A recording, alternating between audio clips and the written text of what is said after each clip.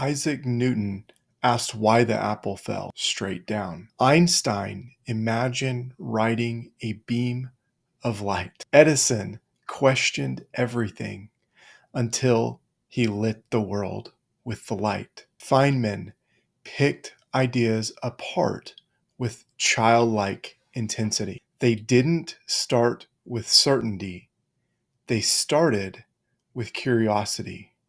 And if you're leading a business, especially when it comes to your financials, that's exactly where we need to start. Let's be honest.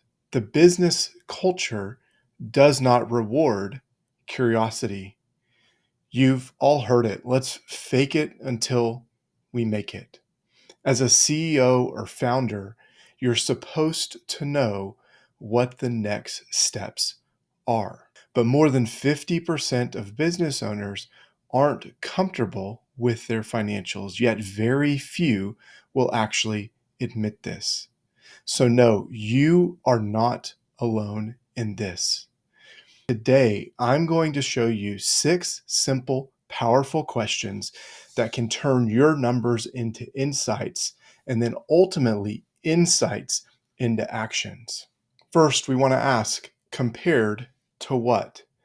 This sets the baseline.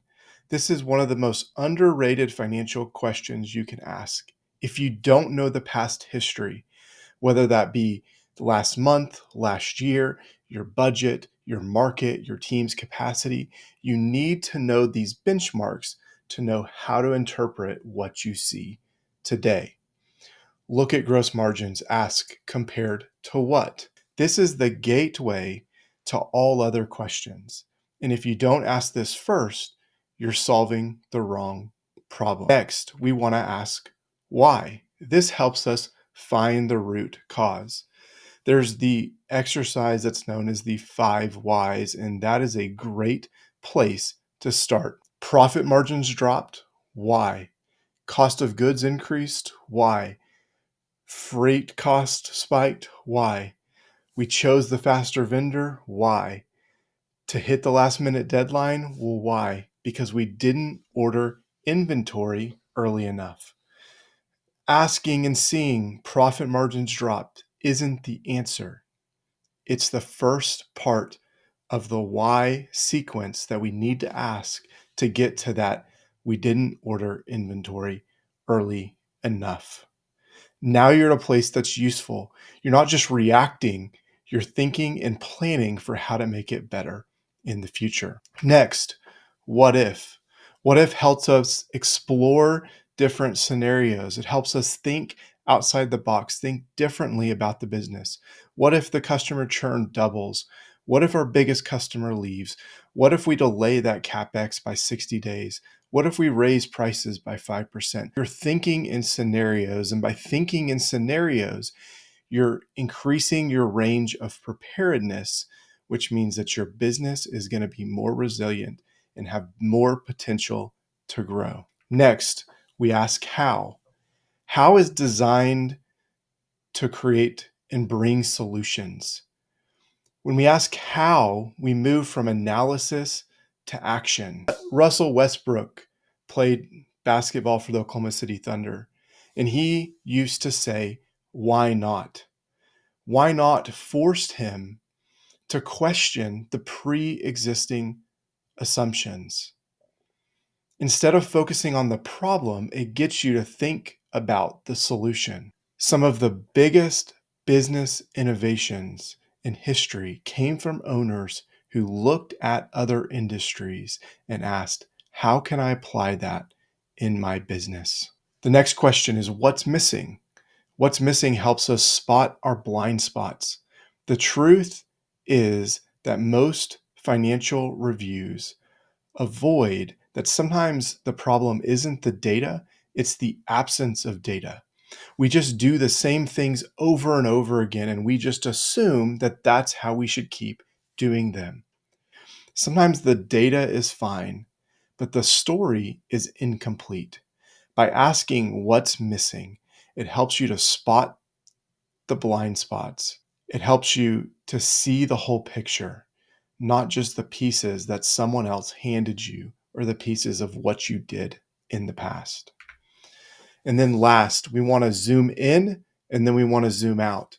This helps us adjust our perspective. It's too easy in business to get in the Groundhog Day perspective mentality of every day is the same. It's one thing after another. It's just the same thing over and over again. Sometimes we have to force those perspective shifts. This tool is about balancing that same mentality and forcing yourself to get outside of it. First, we zoom in. We go deep on a single line item or a customer or KPI. Next, we then zoom out. We step back and ask, is this part of a broader pattern? Is there something I'm missing by being zoomed in too far? Does this help with departments, customer types, regions? Are we seeing any trends across those things? Most bad financial decisions come from doing just one or the other. You're either zoomed in too far, fighting those tactical fires, or you're zoomed out, floating in abstraction. Strong financial leadership toggles between both on purpose. To add some more color to this, I put together this chart. I'll share the link down below, but it talks about in the income statement, what would these 6 questions look like if profit drops? Compared to what? Compare it to previous years. Why? Because cost of goods crept up. Well, what if we shifted our product mix? How would that impact it going forward? How do we bundle slow moving inventory and promos to kind of get those margins back up?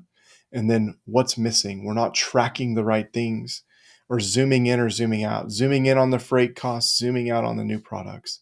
I'll share this down below so that you can see it and think through the scenarios for your business. Curiosity can't be a one-time thing. It has to be culturally driven within the business.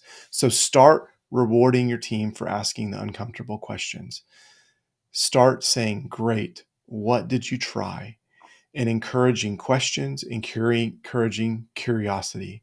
Don't reward the perfect answer, reward the brave question. Here's your challenge. At your next financial review, pick one item, one number that looks off.